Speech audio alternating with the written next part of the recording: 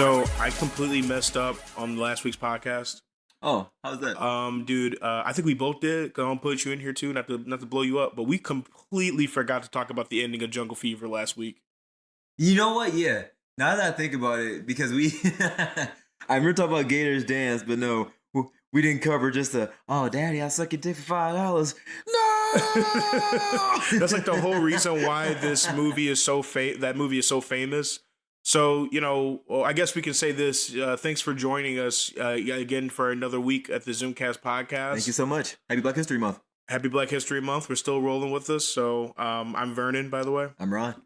And yeah, like we said, this is not the start. This is the second week of Black History Month. And we were mentioning earlier about Jungle Fever. You maybe have a chance to catch it right there. Should be like the one audio clip right before this one. You'll be able to listen to it and get caught up. Mm-hmm. But again, we completely messed up that ending. Like, we talked about like everything but the ending of that movie. But to be fair though, I feel like, well, spoilers aside, I feel like that movie's ending is kind of, that was like the fifth subplot that Spike Lee threw in the movie.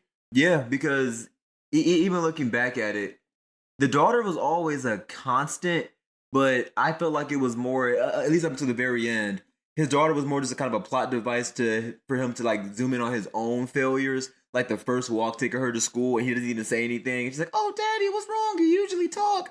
So yeah, no, it was the fifth subplot, but I do feel like the daughter really didn't take center stage until around the end when he like saw the prostitute and then he shook her. But yeah, no.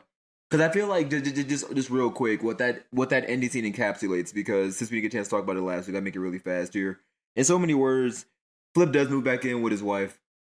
And he wakes up, regular morning with his daughter, and they're having a great day. But beforehand, I believe he had, what was it, the nightmare about the prostitute, or I think so, something like that.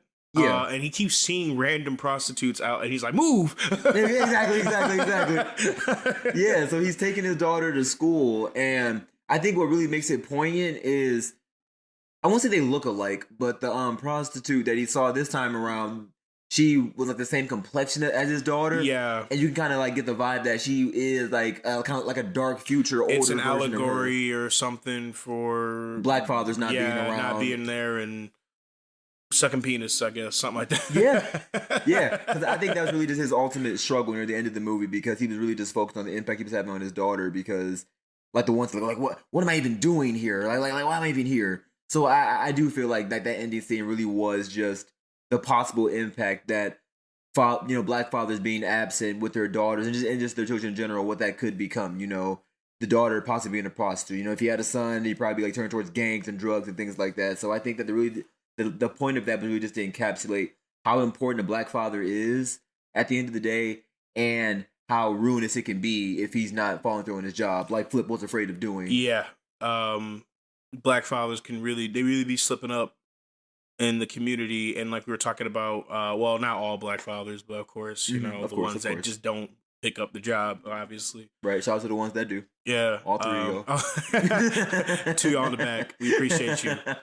But no, that was just a quick aside, because I realized in the editing bay, I was like, oh shoot, we totally forgot to talk about that. So like, for the few of you that cared about having an ending to that podcast, or us talking about the ending, I just wanted to give you the heads up of like, no, I didn't forget. We just gotta, you gotta catch this next episode. That's all. Yeah. Hey. little breadcrumbs. We're trailing you along the way. Like, come a little closer. Nah, dude, a lot has happened lately here. Of course, I'm happy to be here for our Black History Month, extravaganza, ganza. Of course. Ecstatic, really. But getting here was really, it was the struggles, man. My computer died because recently we bought some new equipment here at the Zoomcast studio, and getting this new equipment set up, I had to download it to my my PlayStation. Oh my gosh, I had to download it to the PlayStation. No, to my a PC. Right. And my PC was like 4 years old, so it just went, deuces, boy. We out of here. It's been nice. She got the technovirus. I had to factory reset the entire computer, so I didn't lose our audio files or anything like that. I kept those personal. I'm thinking I really should take them off that laptop so I can have our previous audio files and stuff. Right. But as far as like using as a reliable computer, there's no way I can use this as a reliable computer anymore. So that's why we had to upgrade here. So we're upgrading, putting ourselves back into what we used to do at the podcast. It was Apple products. Apple products, they be just stupid, bro. We wasted like, I don't know, like 25 minutes trying to get this thing to damn work. Like, but goddamn, if we're not professional now, like, it's gonna be amazing because we are gonna get cameras set up here pretty soon for you guys. But our setup is just way better now because before, just to like put myself out there, I was like talking to like a little like Samson mic that had like pretty much like be at like a 40-degree angle with my body to even be heard. So now we actually have we have XLR mics. We have setups now. We have pop filters and. Our table setup is kind of shitty, but that's on my part. So right now we're kind of just holding them like staffs, but we'll get it's it all way figured better. out. Way more comfortable, and it's gonna lead to a way better product for you guys, and hopefully we sound a lot better for you all too. I hope so too. Please give us feedback on it. Maybe a bit of a divisive film. Maybe you like to say. I don't know. Maybe so, yeah, it's kind of divisive. But Spike Lee is just a divisive person. We did him last week. We talked about interracial relationships as it pertained to his view of that and our experiences in interracial relationships. So this week we're talking about corporate America, talking about the Black experience for people, and the viewpoint of how people view our Blackness outside of just ourselves. So I feel like the movie that encapsulates this the best, and what we're talking about this week, another Spike Lee joint, is Bamboozled.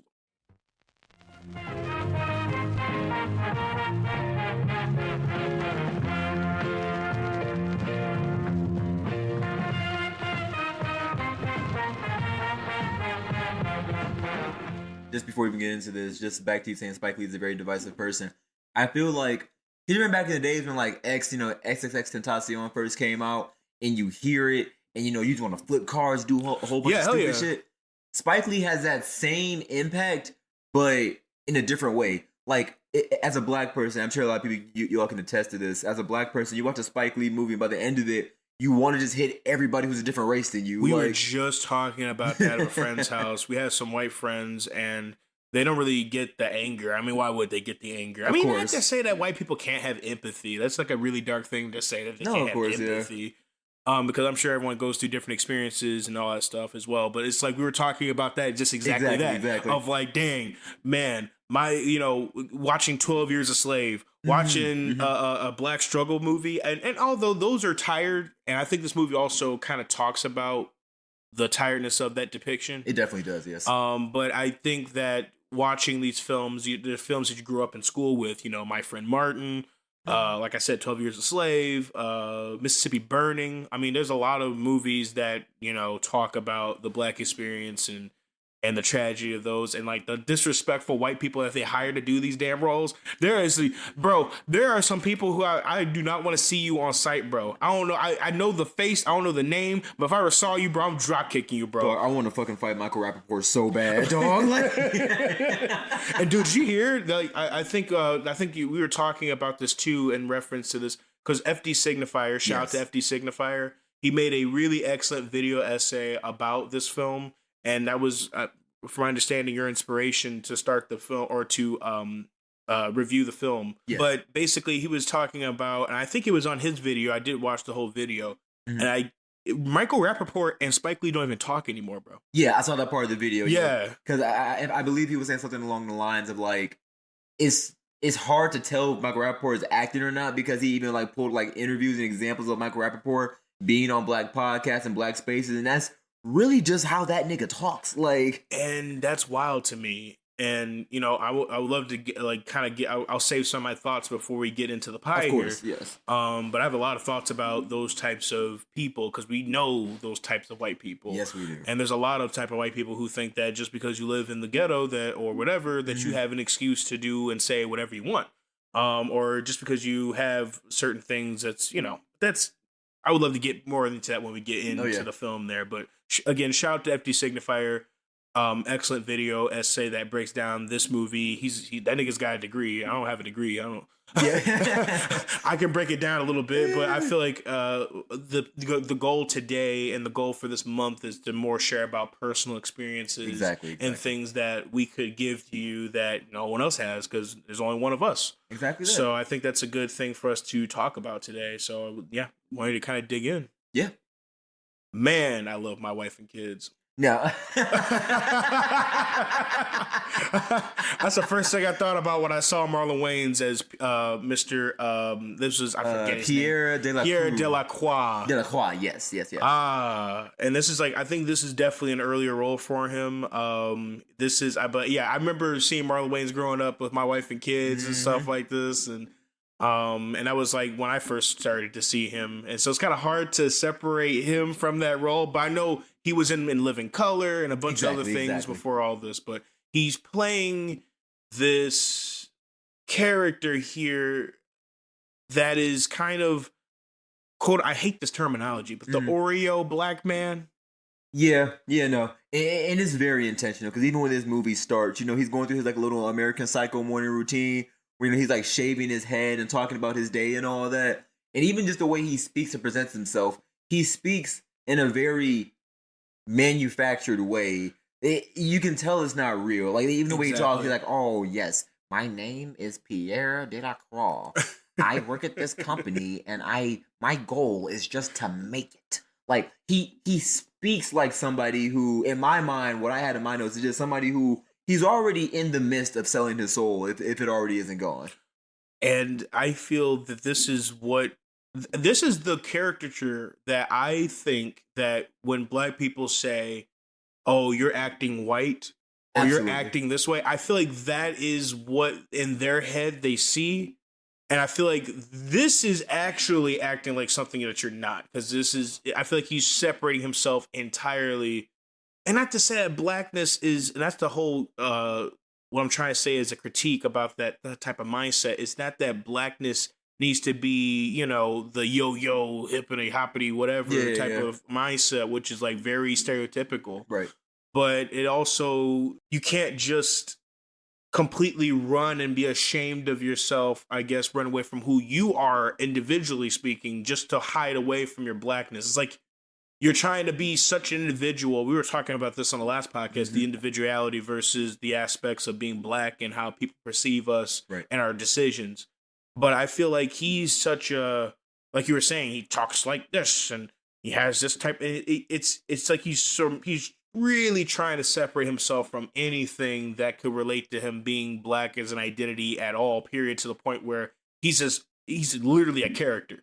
No, literally. He is a character in this entire film. It's just a strange character. No, exactly that, because we'll get into it when we actually do get into his father and characters later in the movie, but just to tap onto that point, when he does meet his dad later in the film, he even says, "Where the hell did you get that accent?" Like anyone who has known him personally before he tried to go for this rise to power, everyone is off put by how he's talking and how he's acting. It's very much of like, who are you kind of way, You're not really down to earth. And that's kind of what it is. Like, he's not a down to earth type of person. He's not really real, it seems like. Mm-hmm. And the movie tackles that right away. It does. If we get into it a little bit, like you find out that he works at the network, and his whole thing is he's trying to make a show. Of course, like anybody knows, he's just trying to get his name out there. And the first stark contrast you see is his boss, which is Mr. Dumwitty, played by Michael Rappaport, who I said I really want to fucking fight. And he plays it so well, or is he just being him, right? I think he just started talking and they just started recording. Like, oh, this is good. Get this in. This is really good. And like after it got done recording, he kept going. Yeah, and I'm like, stop. Oh damn, Mike. Like, yeah, but no, the movie points that out right away, because even when he's talking to his boss, one of the first things his boss says when he's trying to pitch a new idea to the show to him, he's like, "Oh man, I know your own people more than you." Like, he's just off the cuff with it. This is where I wanted to get into this. Yes. I know so many, because of the way that I hate this, because I was saying earlier, I hate the terminology of an Oreo. I was called an Oreo so much in freaking school. And it's really tiresome because We were just talking about how just because I can speak like I got some sense, it's not that I'm divorced from being black. Or I Exactly. don't have a black experience that you just don't see my black experience that the same way. You don't relate to whatever how I speak and whatever. That's just an individual thing, but it doesn't mean that my blackness has to be tied to what I speak. But that's how people perceive me was being like an Oreo or thinking that. And you know the thing is, it's the same insecurities you're talking about interracial relationships as it pertains to like white women. Mm-hmm. People get insecure about how you speak and carry yourself as a black person. It draws out their own insecurities within themselves. So the first thing that they'll do is they'll come at you.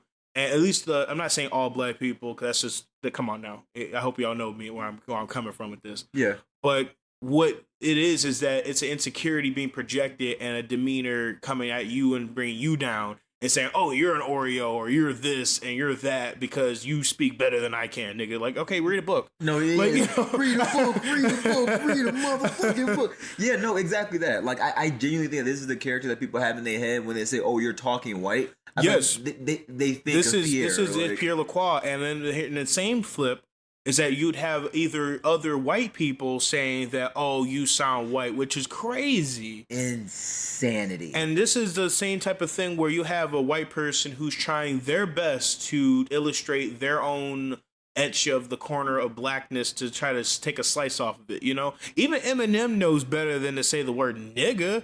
I mean, Yeah. even then, he probably has enough street cred to probably get one out there. But even He's then, like a strong two built up. Like, you can't. Like, you just can't, bro. Just put it down. Even he understands that. I know. I don't have like an interview pulled up, but I know from at least from like thoughts of in other articles I've probably seen of in past.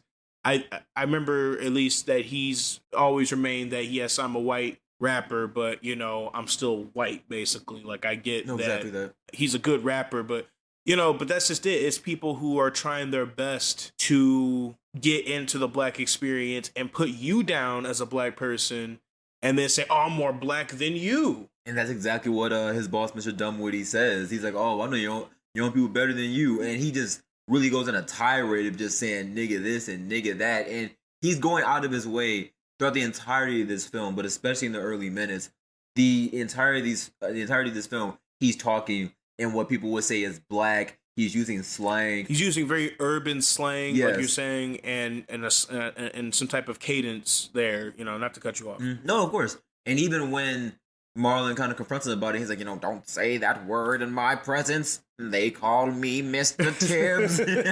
He's got this, yeah, and then and that's what I've had an experience like this.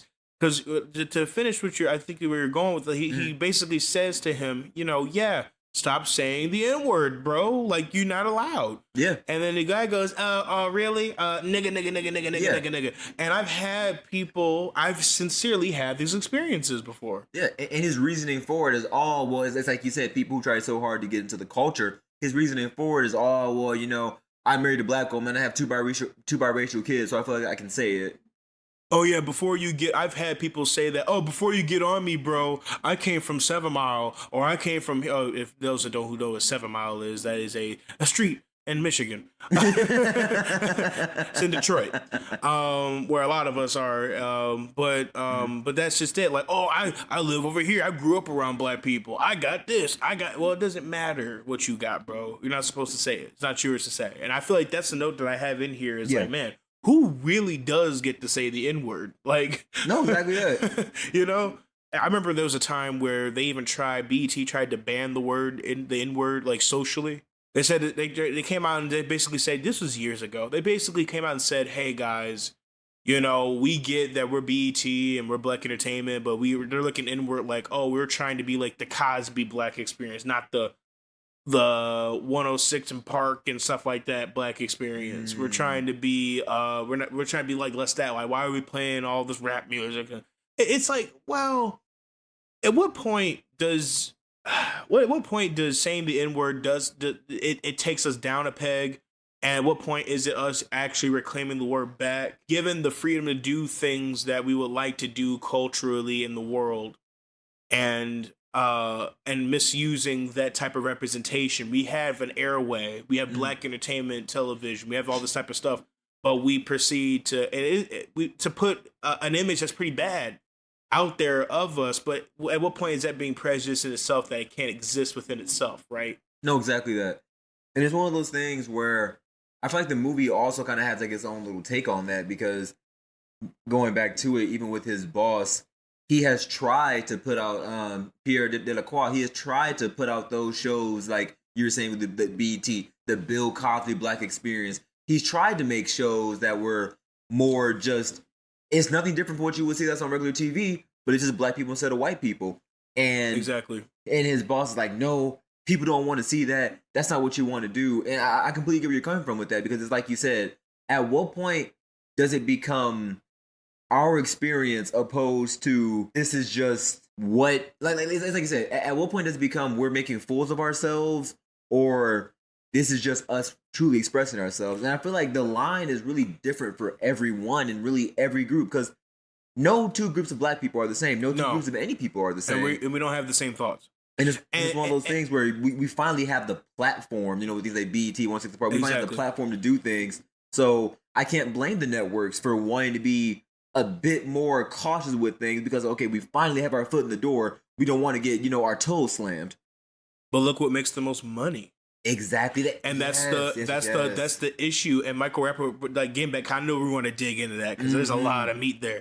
But going back in, because I want people to understand kind of the plot line here. But I suggest everybody watches all the movies we look at, so it's a lot easier to digest. Yes. But we will walk it through with you. But Pierre Delacroix is in this office space with his boss. They're looking for a hit. They need a show. Michael Rappaport as the boss, this snivy white dude, is over here saying the N-word, being the most upsetting dude in the world right now. And he's also in a way saying, oh, like you were just talking about, that's not what black people want to see, basically, like telling us what we want to see. Yeah. And like, who the hell are you? Crazy. And straight up saying, I know I've said it already, but straight up saying, I know your own people better more than you. And what gives anybody that right? And that pisses me off. Like he really, and that's on site with Michael Rappaport. Yeah. He does it so well. And again, at what point is that him just doing it really well or him just really thinking that way? That's not here or there. I have no comments on that. But basically moving the plot a little bit forward. Yes. I think we were talking about, he was saying before they even sat down, he was just trying to use things to degrade him. I mean, this is another way that the black corporate or corporate America, at least he's trying to illustrate here too. There's a lot of layers here of a white man telling you what to think, how to do, what you should be doing, and how people should go about it. And a man of power saying that and sticking down to you. He's asking him like, "Oh, do you know what CP time is?" I think you're about to say like, yeah, exactly that. When he asks Pierre Delacroix, "Do you know what CP time is?" and he gives like a textbook answer, like, "Oh, colored people time." It refers to how black people will show up to things and events later than what it is expected of them. It is one of those things where you see it more as the movie goes on, but he is just someone who has, in my mind, completely shed his identity and, to a larger degree, what it means to be black. And when I say that, I don't mean it as in like he doesn't talk a certain way, carry himself a certain way, but it's to the point where he pretty much disassociates himself from his own people. Yes. And he even kind of hops in to make fun more of blackness or not, or I don't know if that's necessarily. I think it's kind of like ragging in on, the black, being black. I think we all make jokes about being black, but I feel like there's a difference of when people are laughing at you and with you. And this is also a theme inside the movie as well. Yes. Because he was making jokes about the colored people time. I think he kept going and going and going and going about it. And I felt a little uncomfortable a little bit, like he was trying to spare himself. We were getting on basically that Pierre Lacroix has to create a hit for the network. It has to be good, and it has to be, and he's the only colored person there to hire to create things for basically colored people on the network or audience. That's the only reason why he's been hired there, from my understanding, at least for that reason. So enter in his assistant. Sloan, played by a Miss Jada Pinkett Smith. Man, G.I. Jane. Man. It's one of those things where maybe it's just my own ignorance, or maybe this role didn't do her any favors, but the whole time I'm watching this movie, I'm just like, this was the woman that like was just such a heartthrob back in the day. Like, I mean, it was a different time, right? Yeah. Like, I feel like hindsight's 2020. You don't know when a person's gonna turn into, but she kind of has that like, when you could look at somebody and just be like, oh, you got issues. Oh yeah. You like, as like you could look at a woman and be like, Mm-hmm. It'd be fun, but no. Yeah, no, yeah. I feel like that's kind of Yeah, she, especially in this movie, she does have that very like high strung, out of order, but in control ways about herself because she's Pierre's assistant. And in so many words, moving the plot forward a little bit, like you said, Pierre is trying to create a hit for the network. He has to have something that, is actually going to sell. So what he does, and this is why I said he has almost sold his soul, because really the last redeeming thing that he does is with the show that he ends up making is he's purposefully trying to get fired because he hates the notion that, oh, black people have to be seen in this certain light and that's what people want.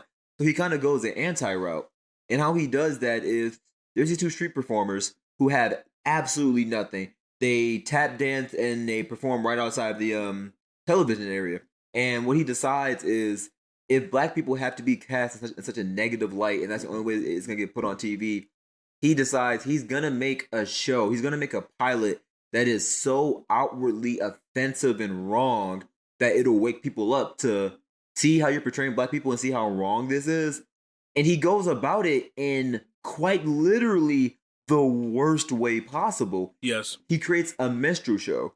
And for those of you who don't know, a minstrel show is, in so many words, a show using blackface, a show that is meant to degrade and show black people in the worst possible way. But he has a flip on it. Instead of using white people in blackface, he's using, like he said himself, black people with even blacker faces.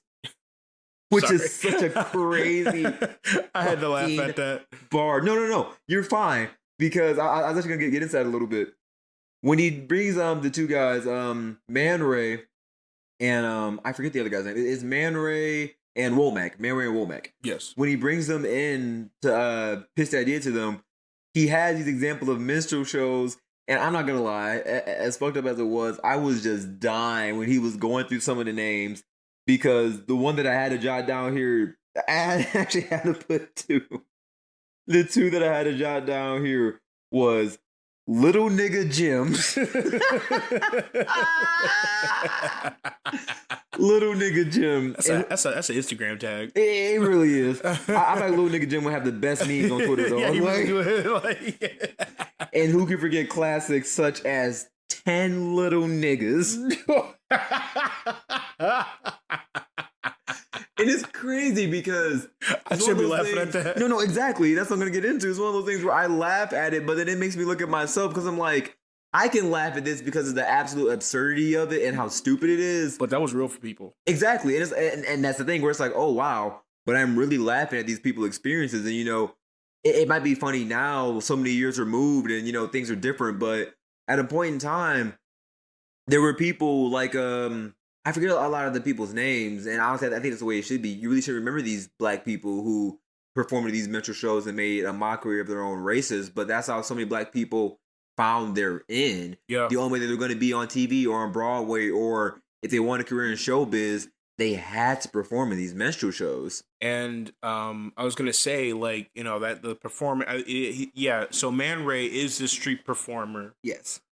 And I don't know if you said it already, but I thought that they were both like poor, yes, they're dirt poor, and like you were saying, and kind of getting back into what you were just left off on. Mm-hmm. A lot of these black performers in these days of these minstrel shows were in these situations where they didn't have other options and other things to go, and they had to degrade themselves in order to make a living, in order to there's a lot of media out right now, and even another movie I went to go see recently, and I feel like it's almost the same plot as Bamboozled that's out right now, is American Fiction. Oh wow, okay. It's Jeffrey Wright's in the movie. He's Commissioner Gordon in the new Batman movie. He was excellent in this movie, and it's the same plot basically. But instead of it being a movie, it's kind of, and I feel like the movie's it's got a different commentary about something else, not to deviate our topic, but it kind of, there's a lot of depictions of degrading yourself to get into something, to somewhere. Even there's a movie called Babylon that was done that was I forget the guy's name who did La La Land. It's another movie that's pretty good, and there's a scene where he's a trumpet performer. It's to wear blackface in order to get all of his boys to get into a jazz performance to make some money and get filmed. he had to film it in blackface. So there was no way out of it. So he had to go ahead and do it. And he quit, like in the movie, he quits doing jazz after that. It's just such a degrading thing to go through. And blackface is something that was very harmful. Yeah. And Spike Lee has this thing where in multiple films he does this, where he will depict the film Birth of a Nation. Yes. It was shown at the White House, and it has depictions of blackface in there as well. So there's a lot of blackface used throughout history, cartoons, and a bunch of other things that really did a number on the black community as a whole. And a lot of these black performers, had what other options do they have in that day when it's all ran by white people? But the same thing is those same corporations are still ran by white people. Oh yeah, and we still coon in our own little dang on way in some ways. Not to say everybody coons, but there's some people who do just straight up. Yeah, that's what has to happen sometimes for you to make it, is that you have to degrade yourself in some type of way. And it's not really race related sometimes. Yeah, no, I'm glad you said that, because that actually dovetails really nicely into the next part of the movie. And this is really, we were talking about it last night before we came here. It's really infuriating because, to move the plot along a little bit further, they do have the mental show, and to Pierre's surprise, people actually love it, and they don't treat it as something that's horrible and awful. It actually gets a rousing applause and standing ovation, and they even get picked up for episodes. And that's kind of how it goes. And to go back a little bit too, when Man Ray and I forget it was Womack, and these guys are being sat down and sold the deal. It's like the same thing that happens with rappers, with a bunch of other people. That. Oh, you're broke. Hey, homie, you got no options. I mean, that's what people say all the time. Like, that's not even just like a black or white thing. People just say, the only option I had was the military. So I had to put my life on the line, or I had to go out here to make a living for myself because I had no other option. So I feel like people have to, basically sell their souls to access and to get into something, and to basically, in some way, sell their blackness in some type of way, or to use that as a way, and it degrades you and puts you down, and your abilities as an individual get degraded. So, and I think Pierre, like we were just talking about, was trying to use his platform to make a message, but the message gets lost on the sauce, man. Yeah. It gets lost. And he ultimately becomes the thing that he swore to destroy, because he made the show for it not to get picked up, for him to get fired, and for people to realize, hey, this is really fucked up. But since people loved it and it got picked up for a show, he becomes the B side of that coin. Like you said, how people get sat down, disenfranchised people who genuinely have less and they're willing to do anything just to make it. Yes. He becomes that villain when he does it to Womack and Man Ray. He sets them down knowing they're down on their luck, knowing that they're doing anything to make a buck, and he plays into that. And that's one of the things where I would say that's where my anger was the most heightened in this movie. Because outside of those two characters, it's a show. You need more than just those two. You need a cast. So there's tons of black people that come to his audition willingly in blackface. They're willingly degrading themselves. And I really, as angry as it made me, I think Spike Lee has such a poignant message with that point, because it's one of those things, like you were saying, it still happens to this day and the race is irrelevant. But just speaking to the black experience, this is one of those things where we can use rap as an example. Of course, we all love rap music. It sounds great. Yeah. It's something that's played in the background. Right. It's good, but it's music. At the end of the day, the overall message is harmful. The overall message of, selling drugs, killing people. I want to, with the caveat here, yeah. I think rap music, and not to say that what you're going at is wrong, because it's right, but I feel like it needs to be twisted here just a little bit. So it's like rap in itself is not bad, but the rap music being promoted. That's exactly what I was getting into. I think that's what you're trying to do. I think I'm with you on that thought part. The rap music being promoted by these large corporations, Sony Music, fill in the blank. Your larger corporations, they're trying to sell an image. No, exactly that. Right? And that's why they choose the rappers that they choose. And they choose people that they choose. They choose people who are disenfranchised. They choose people who aren't that educated. They choose people who promote these messages of violence and things like that.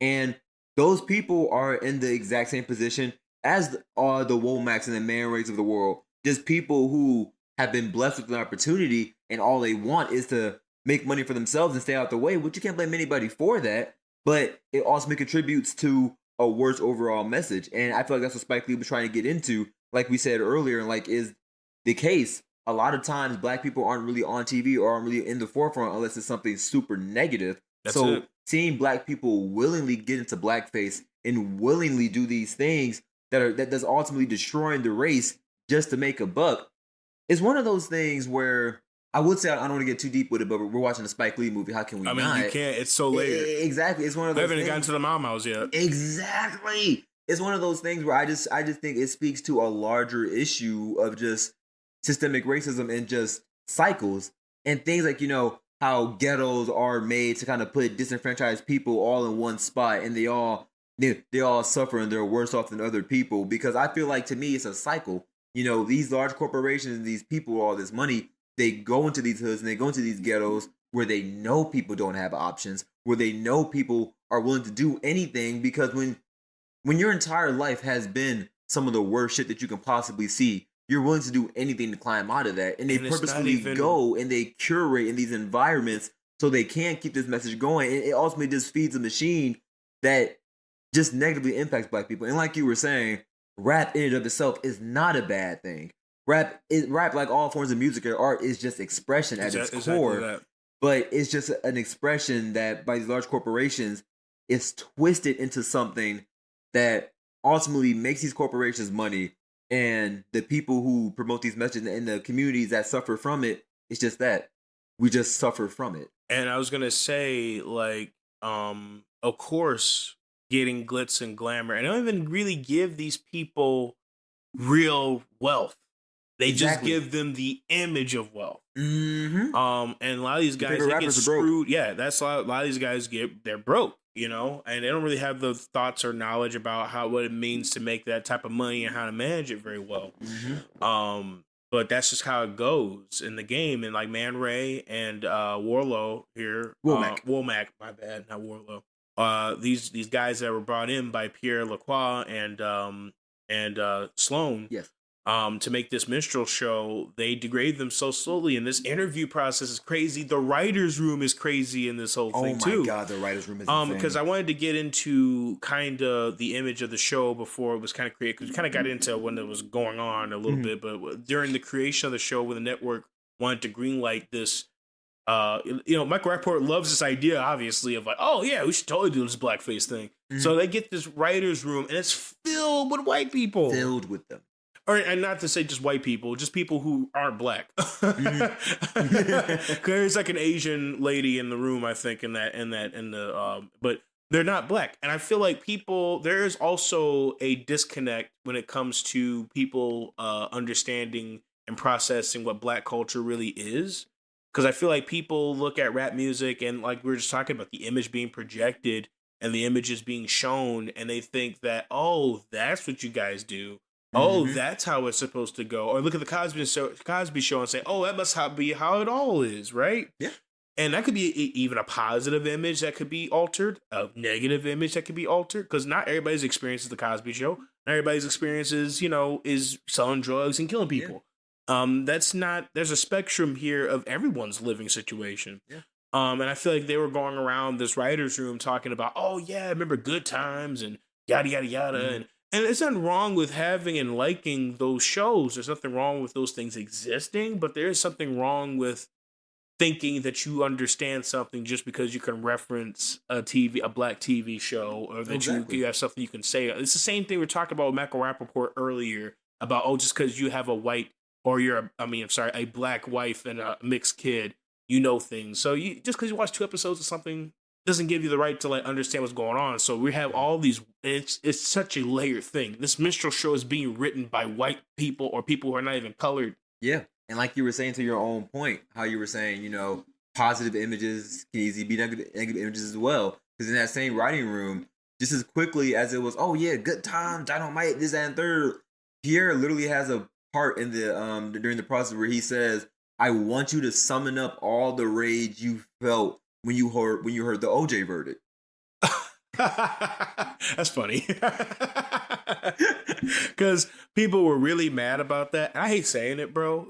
I'll take it aside in the OJ trial real quick. I have an opinion, at least a little bit. I was not old enough to remember the whole damn thing. Obviously not.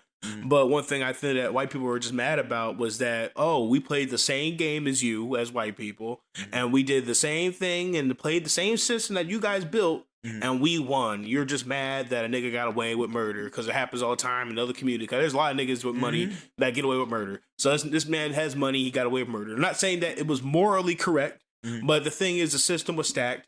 He knew how to manipulate the damn system. He had a lot of money. OJ was a big name, and he manipulated the system. That nigga made a book said, "If I did it," we know he did it, nigga. I know he did. If I did it, and it's like a play-by-play of what happened. Like, but that's just it. Like but that's the reason why white people, and it's so hypocritical. To me, that's what pisses me off about the OJ trial. It's like, no, we're not mad that a man got away with murder. I mean, in some ways we are, yes, but the society's really mad about is that it was a black man that had a lot of money, got away with it, and the writing was on the wall, and he got away with it, and we saw how corrupt the system was, but it was highlighted because he was black, not because if that was the case, then we would. How about other trials that happen? How about other cases that we can bring up that these things happen? How about, I don't know, freaking? I mean, we were the Biden case and a bunch of other things that we see that are happening right now. There's a lot of things happening right now that corruption is very much at the center of it. But the thing that you don't see is it's not a black person in front of it like that. Yeah. Like this, I feel like that's the only reason why people are mad. And granted, I don't agree about OJ. I don't. But it's so funny thinking about that. But that's a funny line. Going back and trying to trail us back into the movie, that's a funny line to say, summoning the anger of the OJ verdict. Because, I mean, it is messed up. But that's not why I feel like most people are mad about it, honestly, if you ask me. Yeah, no, I feel like, I mean, of course, like I said, I would have to do my own research. I mean, of course, I remember hearing things as a kid and educating myself a bit as I got older. Because, I mean, as we were coming up, it was still, a really big popular topic. It was a popular topic for years. Yes, it's one of those things where it's like you said, it really just exposed the flaws in the system. Because I remember even black people around me, like people that I know personally, this is with my own family. I remember people just going like, all, like you said, it's all, well, they just mad because a nigga did it and he got away with it. And it's like, yes, but it's one of the things where the penultimate point to me, it should be nobody can get away with things like this. That's what I'm trying to say. No. Yeah. And I'm agreeing with you. It should be that nobody can get away with this. But the fact that all that happened was that the races were swapped, and that's what people chose to hyper focus on. I feel like so many points of this movie as well, getting back on topic, it just speaks to a larger issue. Just like how black people performing these mental shows willingly speaks to a larger issue of doing anything for $1 and just self-preservation. And it's one of those things where, getting back on topic, as the show gets made, Man Ray is cool with it, but Womack kind of starts to grow a conscience. I think, what is their names? So he tells Man Ray to change his name into Mantan. And Womack's name is Sleep and Eat. Sleep and Mantan. Eat.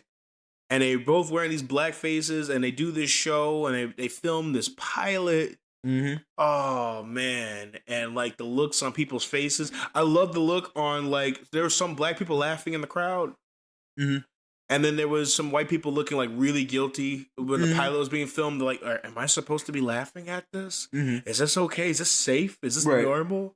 And it's like a stark contrast by the time we get to the end of the film. It's like a stark, contrast. Yes. And it's one of those things where, to kind of show Pierre's kind of him losing his identity, he makes this show. It gets picked up, and initially he does feel really bad about it. He's like, "No, this is not what I wanted. I wanted the people to know that this was wrong to do."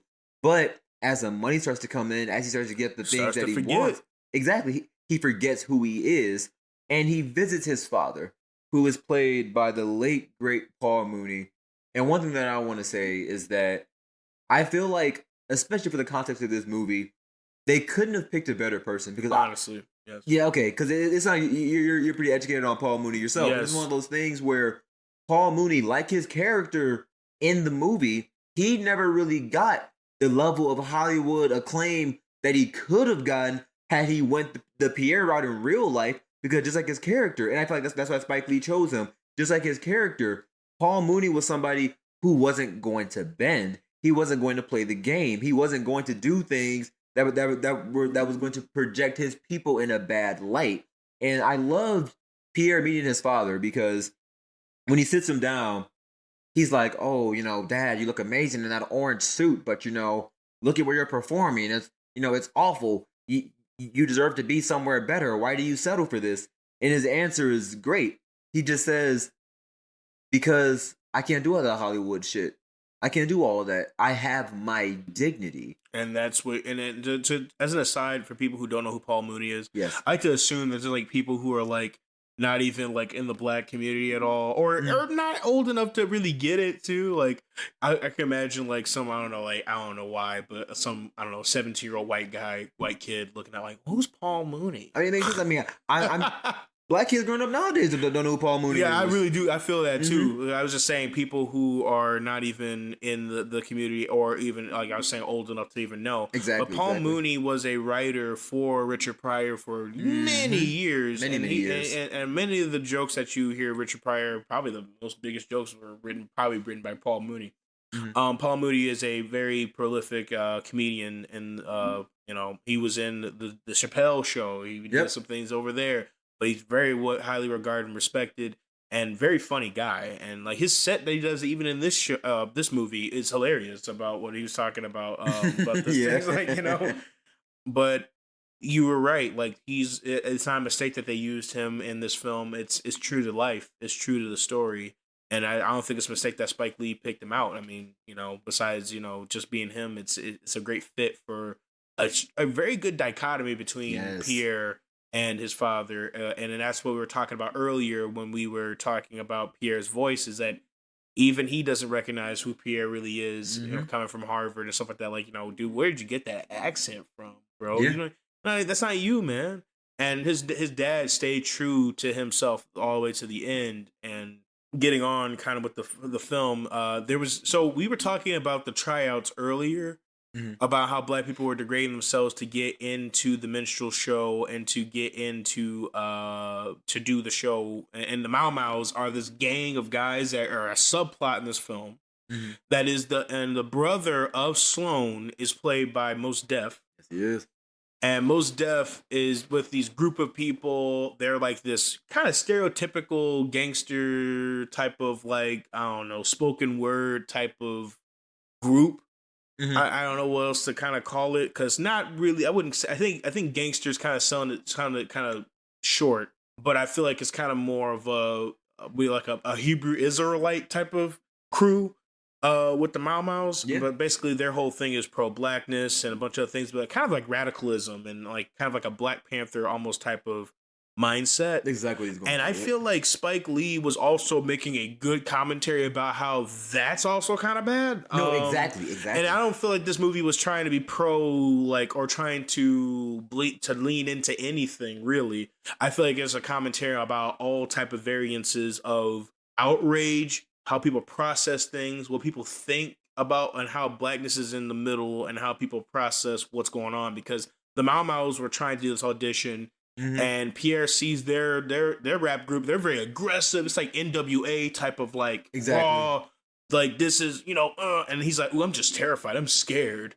But I'll take this racist blackface stuff, but I'm not gonna do all this. This is weird. I don't want to see any type of black stuff for a week or something like that." That's a good way to say, "I want nothing to do with anything black for the next week." But yeah, no, and I'm glad you said that, because, like you said, even the Mau Maus, they're also caricatures in this movie.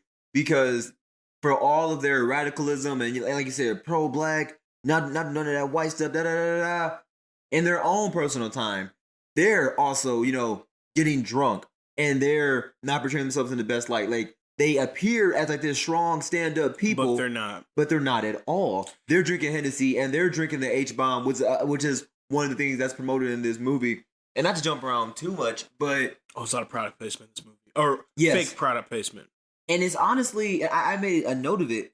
The fake product placement in this movie, like everything in this movie, especially the Mau Maus and the product placement, is so much of a caricaturization that it literally reads like I'm playing Grand Theft Auto sometimes. Yes.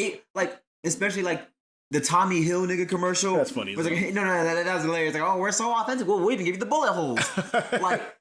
And it's not a mistake too that he got a white guy to talk about it, to sell to black people. And so there's this ad time that is bought during the minstrel show. Mhm. So Michael Rappaport's character basically, sells all this type of screen time for ads for this show, and the ads that are airing are very much digging into the black community of like, oh, buy this, or all you care about is having a big penis and going at it, and here's like our Viagra commercial. It's like almost like a Hennessy Viagra commercial. Yeah, the thing. H-bomb, yeah. H-bomb. Yeah. And basically, oh yeah, it's gonna give you the boost and stuff. And it's all these black people degrade. Again, it's like almost like a very degrading type of look and a view, and it's kind of like patronizing. Exactly. And the Tommy Hill nigga is literally the name of the brand in this world that he created.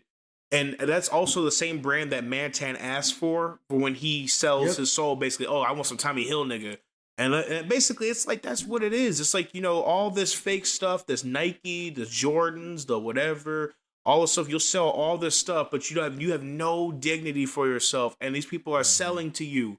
And this Tommy Hill nigga commercial, although hilarious, again, I was saying the white guys in the middle selling all this stuff. Oh, join to my corporation. Don't even try to get wealth and put your money into my wealth. Mm-hmm. You'll go broke trying to get all this type of clothing to look like you're something, but you're not something at all. You don't even have real something to call yourself to. That's how we are as a people. We'll blow the whole damn check and do all this stuff. And not saying all of us, but most of like the people who have these types of mindsets will blow the whole bag trying to get the new Gucci belt. It's so stupid. It's like E40 said, so to pay on our bills, we go buy new Jordan shoes. And that's what it happens. And we don't have generational wealth because we keep putting it to dumb stuff. It's not even stuff that you can use. It's just you're going to finance a Gucci belt. Exactly. Financing shoes. I was at the mall today and I was seeing just how like, I mean, I'm not saying I'm like some woke minded dude, but it's obvious, bro. I was walking at 12 Oaks Mall. I saw to my side on the stairway, there's Klarna. Klarna is like, the interest payments you can pay for clothing. Mm-hmm. I'm like, that's so stupid to me that, I mean, granted, I'm not trying to judge people. Sometimes I put things on a credit card. Sometimes you can't pay it today. Absolutely. If you really need clothes, that's understandable. I'm talking about you have no clothes. But if you have clothes to your back and you want to upgrade your clothing, why are you financing $200 jeans and clothes and stuff like that? Why are you doing that? Financing clothing is absolutely that's insane to me. It's not even like technology you can use for later. It's not something that it's not something you can. It's not. What are you doing? It's not an investment in the slightest. Nothing about this is an investment. So I think the Tommy Hill nigga commercial going back into this is very much like it gets to the point where he's making just straight up obvious like this is just the commentary of what's going on. No, exactly. But it's hilarious. But he's also talking about. I mean, I think too. There's this moment in the H-bomb commercial that plays in here that basically a woman, he calls her a bitch, and he goes, "Oh, I'm sorry, ho." Yeah, and it's like and also I think he's commentating about how black men treat black women and degrade them in the way that they speak to them as well. Because there's no reason in hell you should be calling a woman out of her name like that, like for real. In essence of, I feel like it directed towards other black women and how we treat them. I meant to say. No, of course, because like I said, even with the Miles, what they are the one thing in this movie that you can slightly see as some type of heroes or like a better system, and even they're not all the way there. And I really think with the Miles, what Spike Lee was going for, and what we really want to talk about was the black people or just the people in any system who really want to see change, but they're not even the change that they want to see. No. Yes, we know a lot of people like this. I have like cousins that are like this. That I mean, I had a cousin. To me, I have a lot of family in the South, so we have a lot of. I mean, kind of where we come from a little bit. At least my side here. I don't know, but that's kind of the issue. Is a lot of these guys. Like they told me this years ago. My cousin walked in and told me, "Hey, bro, you punched some white people yet? You punched a white boy yet?" That's crazy. But yeah, that's what I'm saying. And they have like this type of hatred, like just like, oh, let's just get a one up and let's do all this stuff. And let's do all this mess. And it's like, that's the type of energy the mamas give to me is like, oh man, we got to just suck it. We got to like do the most the most stereotypical things to break stereotypes. I completely Let's agree with be that. let's sink into violence and doing all this stuff and to break like a stereotype, but we're really sinking into the whole image, Yeah, no, and I we're not absolutely agree with helping that. it. We're not helping it either. Because Like yeah, I think I said it last week, but if I did, I'll say it now. Because my experience like that is like with like just in my parentage, like my dad would say things of the like where it's like, you got to go out here and you got to just mess with these white chicks and do them dirty, nah nah nah, because that's what happened to us. And it's one of those things where wow, man. it's crazy. It's one of those things where I feel like the Mild Miles really speak to that notion in a way too, where when you have the past generation or people who have been disenfranchised, people who have been hurt, it plays back into the cycles that I was talking about earlier. When you've been hurt, you want to hurt. Hurt people, bro, Yeah. and that's just how it goes. And the Mau Mau's here. They see this minstrel show. It's broadcast throughout the entire world, and they get really like steamed up. And a lot of people are outraged too. There's some sections of black people in this film that are outraged. I mean, of course, a black outrage would not be a black outrage without Reverend Al Sharpton. And he's brought up so many times. I mean, really, it's kind of funny. He's actually in this movie. But yeah, like they're doing protests and stuff outside, and like Pierre is like, like we were just talking about earlier. He got this money. He's changing his lifestyle. You see his office upgrades. You see all the stuff he's getting. And Sloan is trying to slowly warn Mantan and the rest. And I keep getting his name wrong. It's Womack. He bows out of the minstrel show. He can't stand being a host at the show anymore, and he feels the degradation. He's understanding it, and and slowly, eventually, Mantan, or not Mantan, but Man Ray. I meant to say Man Ray, who is Mantan in this show, because the whole show's called Mantan's New Millennial Minstrel Show. Crazy title. Yes. And he's starting to realize what's going on. Basically, we see all these characters like show what they're really feeling. We see Pierre sink down into the show. We see Man Ray and Womack deviate from the show. They're the main co-hosts. And then we also see the Mau Mau's and how they take in it. So everyone's processing the outbreak of the show in different type of ways that are also healthy and unhealthy. No, of course. The Mau Mau's take it unhealthy. Pierre takes it unhealthy, but they're like two different spectrums, really. There's this outrage of like, the pro-black outrage in this way that is not helpful because they're using violence. Because the Mau Mau's eventually, not to cut too much in because there's like a lot of events that happen in this film, but basically Mantan or Man Ray gets out of the show. He wants nothing to do with it, and so does Womack. They get out of the show. Sloan kind of suggests that she bows out too because she was with it at first as well. She was with this whole idea, but it got out of hand for her, and she couldn't handle the whole thing either. So they're all like, "Bro, this is messed up." They got to put on blackface, and all this other things, and they're just like degraded, and they're losing their soul. So Man Ray finally is sick of this, and he goes out. He tries to do his he's like a tap dancer basically. So he's been tap dancing this entire time in blackface, but he finally does. He goes out without the blackface, and people are. Michael Rappaport's character is outraged. Yeah, just outraged about this whole this guy coming out there and not following the script. And I feel like that's the same thing that happens if you're not following the script that these white people do for you, or these people of power do for you, not just white people, but they'll kick you right out like they didn't know you. And I love the line that he says when he kicks him out. He's like, "Oh, niggas like you are a dime a dozen. You think you did something when you did this?" Another character in the show was called Honeycutt, which is just another person who's acting. It was a dude that also was part of the auditions there that he was willing to do whatever it took to get yes master type of person. And he's like, "Oh, you think you did something? You did this? Niggas like you are a dime a dozen. I'll have Honeycutt in your spot next week." And I love that line because, and even the ending, when we do eventually get into it, also speaks to this mantra more. But I love that line because it just shows that you sell your soul, you do all these things, you take these risks. And just like referring back to FB Signifier's video, it's like those people who acted in blackface all that time ago, you do all that, you take these risks to make some money, and ultimately you get nothing for it. The network doesn't care about you, and your people, you're ostracized because of what you've done. And that plays, I mean, it pays its dividends right away because just as soon as Man Ray is tossed out, he's picked up right by the Mau Mau's. And they pick him up, and what they're going to do and what they eventually do is they broadcast his death because they want to show what happens when you do things like this and when you pretty much you ostracize yourself from the community.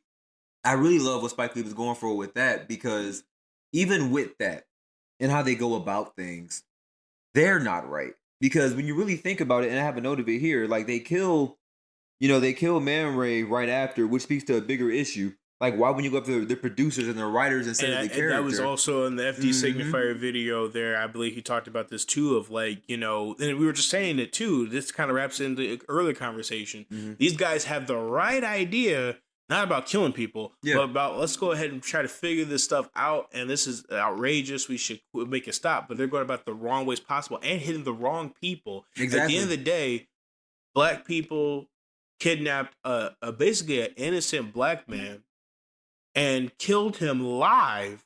Yeah. And the thing is, too, I feel like there's a commentary there as well. They broadcasted his execution live on the internet over there. This is like early 2000s, too. I don't know how those niggas got that to work. Man, bro. That bogged my mind. But they basically broadcasted it live and it made it legal. Basically, the internet streaming was put on the news for them to see this dude get killed. And people are just like, oh, it's another black dude dying. And people were just, it's like an event. And these black people are killing another black man live. Yep. They had the right idea, but they were just so short-sighted within their anger. And another thing that pays dividends, because right after they kill him, the police raid the compound and they kill all of the Mau Mau's, all except for one. And we haven't really talked about this character too much because, honestly, I don't even know if he was named in this film. If he was, I think his name was like 1/16th, something like that. Yeah, exactly that. There's one guy, and I always saw him throughout the course of the movie because the few scenes where they would go to the Mau Mau's to talk about what they were doing, there was always a white guy there. And I was like, that's a little bit weird that he's there. And you see him, and he sits out of your mind because he has a couple of speaking roles, and the whole time you're like, wait, they're pro-black this, pro-black that. What's this dude doing there?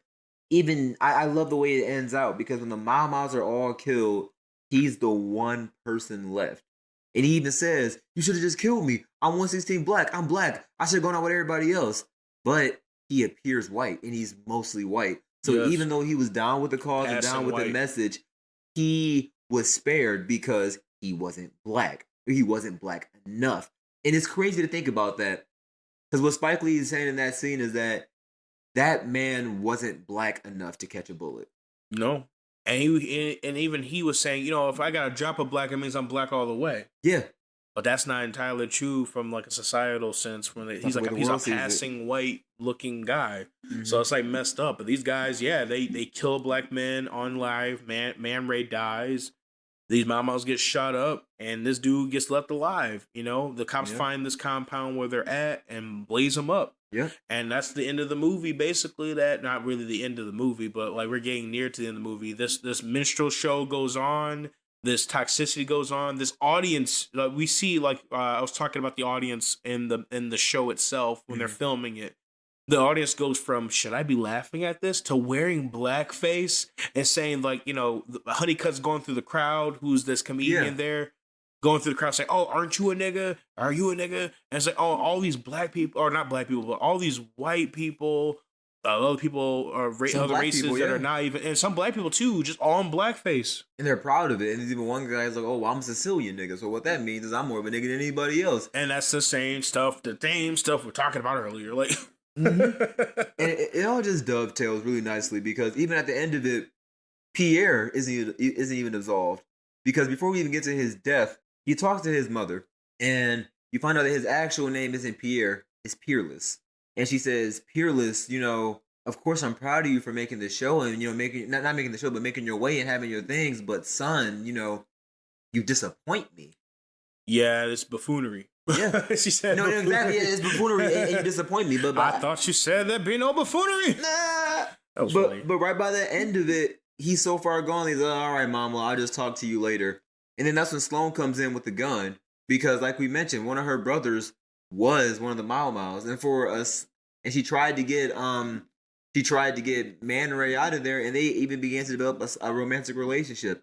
And she points the gun at him, and she says, "You know, this is all because of you," which to me is also very poignant because, like Peerless says right before he dies, you're just as much guilty of this as I am, and she can't accept her blame of it. So I feel like it's funny because throughout the course of the movie, he constantly called her his lamb, his little lamb. Yes, yes. And to me, that's really poignant because at the end of the day, not her herself, but her entire life, she was the lamb that was led to the slaughter. Yes. Because at the end of the day, you would say she lost the most. Because yeah, this menstrual show does a number on black people and all these innocent people die, but well, innocent people die.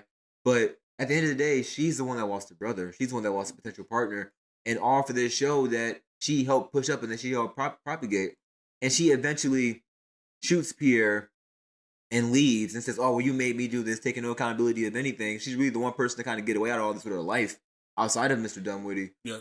And as he's dying, it's two things I want to touch on. As he's dying, he says, as my life force oozed out of me, as I lay there dying, I realized my mistakes. But, be sure to tune in next week for the exciting episode of Mantan's New Millennial Menstrual Show. And it just further, and to me, that really encapsulates the idea, just like with Man Ray, of Yes. you sell your soul, and by the end of it, you have nothing. But the notion of tune in next week, to me, that's really poignant because, yeah, you did this and it was awful, but it doesn't stop with you.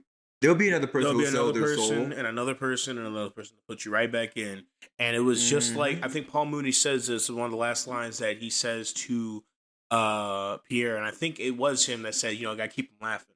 Yep, he did. You got to keep him laughing. And that was the last line of this movie. Is like, you got to keep him laughing. It just zooms in on Mantan with the black face and stuff like that.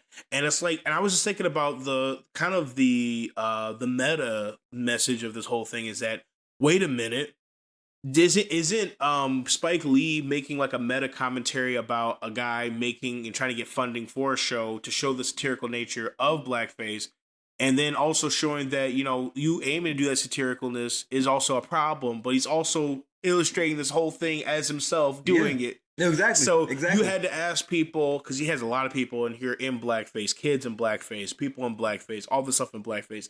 It's like you yourself making this message had to in some way do something that was kind of degrading in a way. Not to say that was like, of course we understand the message of the story, right? But in itself existing, was that also worth it in some type of way too? I took it as like a meta commentary in on itself. No, I completely agree with that. And before we close things out here, because I do want to talk about it because it's one of the most poignant things in the entire movie, and that is the Man Ray or the Mantan mantra. The Mantan mantra was pretty much, there was a woman who came in and she had a degree in like black studies, and she had this hit list of things that you're supposed to say to avoid accountability. And to me, it's so poignant because so much of it is still used to this day. Like one of her examples was, "Oh well, who decides what's really black anyway? Hey, I'm just a harmless black guy making a TV show. There's no way I can be racist." And there's so many things because. And I hate to sound so scatterbrained with it, and I feel like FD Signifier makes an amazing point of it, where you can kind of see that Spike Lee, in a lot of ways, he kind of foretold the rise of people like Tyler Perry and of these people who will propagate and put black people in a horrible light to line their own pockets. And the excuse is always, "Oh, well, hey, I'm black, so how can I be racist?" Or, "Oh, yeah, hey, I'm the least of it, so why are you getting on me?" "Oh, because I'm making money, I'm doing this, it's a problem." No, but that's what the studio's trying. You're right. They're trying to get ahead of the show and the controversy because it's such a controversial show to put on TV. But it ended up, again, it backfired for Pierre. They were prepared for these types of things, and the mantra was like, that's the same thing you see on interviews with Tyler Perry. The same thing you see on any type of thing with a black, well-known black creator that's doing something that's kind of putting down his own people. Putting down his own type of people that's kind of derogatory in some type of way for the culture. But yeah, like he foreshadowed it. It's crazy.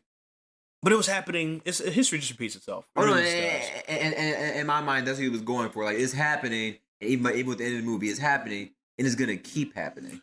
As long as there's people who have money and people who don't, it's gonna keep happening.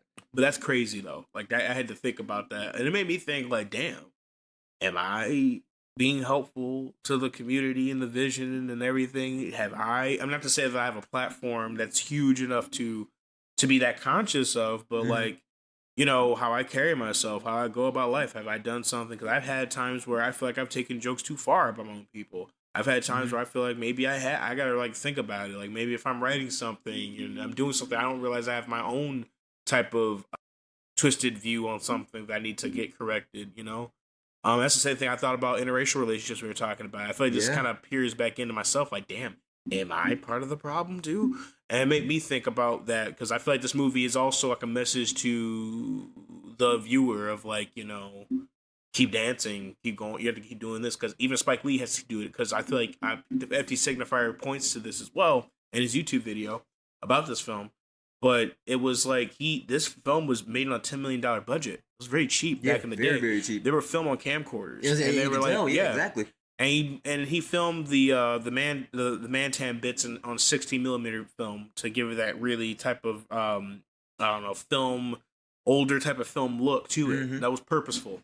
Oh, But this movie only made, I think it was like 500. It was like 1 million. I think 1.5 million or something like that. Yeah, completely flopped. Yeah, flopped all the way. But that's just it. Like I don't know. I was trying to look up where he got this funding from. I wasn't sure if that was out of pocket or some other funding somewhere where he got it. But it was hard to. You can only imagine it was hard to find this, and you had to go to other generally white-owned corporations to get this distributed. Yeah. It's even in itself as a message. It's still being persistent today about what it takes to make a film, to even comment about making films. Yeah.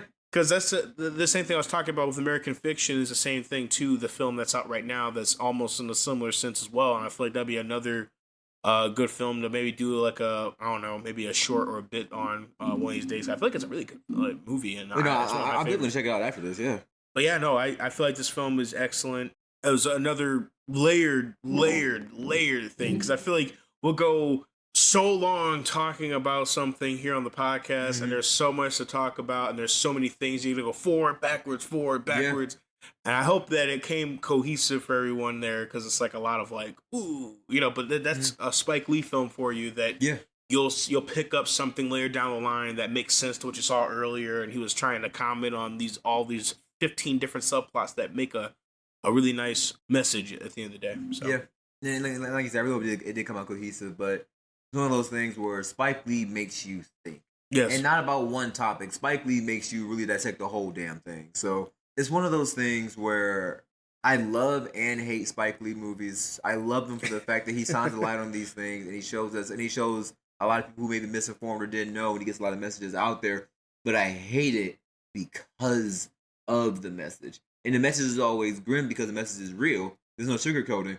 In a lot of his films, it has the notion of, and it's just gonna keep happening. And it's already out your front door. That's like basically like the whole thing. I don't think I've ever seen a Spike Lee movie end just jolly old great for everybody. I don't think it's possible. I don't think it is because this will persist, and that's the sad part that this month is over, but the struggle will always remain, and it won't matter. Not to be all like cheesy, but that's just the freaking truth. That there's nothing that stops my Black experience every day, and it's in the back of my head all the time. And I can't just write a movie. I can't write a film because it's like no, I'm a Black man writing a movie or a film or whatever. Because I like to write things all the time where I'm not just a Black man. I'm or a person. I'm a guy doing this who is Black. So it's the same thing. Like you said, it sucks that at the end of the day, you're a Black man before you're even a man. That's it. And I have to keep that aware. And that's the film is making that known too when, the film is making. Because, again, there's a lot of meta commentary on that. But I feel like, again, excellent film. I think people should check this out. It is on Amazon Prime and on Vudu. And that's like, what is it, like $3, something like that? Yeah, it's $4 running on Amazon. Yeah, so definitely it's worth it. Try it out. Definitely come back in. But maybe if you didn't listen or you didn't watch the movie before, maybe hearing us talk about it after you watch the film, it'll come out a little more cohesive. But we thank you yet again for listening in on the podcast this week with us. No, thank you so much. And Vernon, where can the people find us? Oh, I'm so glad you asked. They can find us on a bunch of different feeds here. We have our website, of course, at rss.com/Zoomcast. That's ZOOMP cast. You can go ahead and look us up there. The Zoomcast podcast is right there. We have it on Spotify. We got it on Amazon Music. I have yet to put us on Apple yet. It's been a kind of a struggle, but not today. We're going to get that figured out as soon as possible. But we're going to be on Apple Music. We're on Google Play Podcasts, so you can listen to us there. We're also on Deezer, and I think that was like all of it. Spotify, iHeartRadio. Yeah, iHeartRadio, like all those places. Look us all up. We're right there. You can Google us. Soon, baby. YouTube will be soon. It's gonna be glorious. Can't wait. Oh man, we're gonna have videos up here hopefully here soon, so we'll have all that stuff in there for you. So we're gonna be looking real crisp. We got some new equipment in, so I'm really excited for the future of Zoomcast. I'm really excited to hear. No, and we just both of us, we just can't wait to give you guys just more stellar content and soon enough start bringing guests on. And you know, it's not a mistake that we would get all this stuff during Black History Month. I will persevere. But thank you so much for listening. I've been Ron. I'm Vernon, and thank you for listening to the Zoomcast podcast. Join us next week as we continue further, and there's going to be more treats ahead. I promise you that. Thanks again.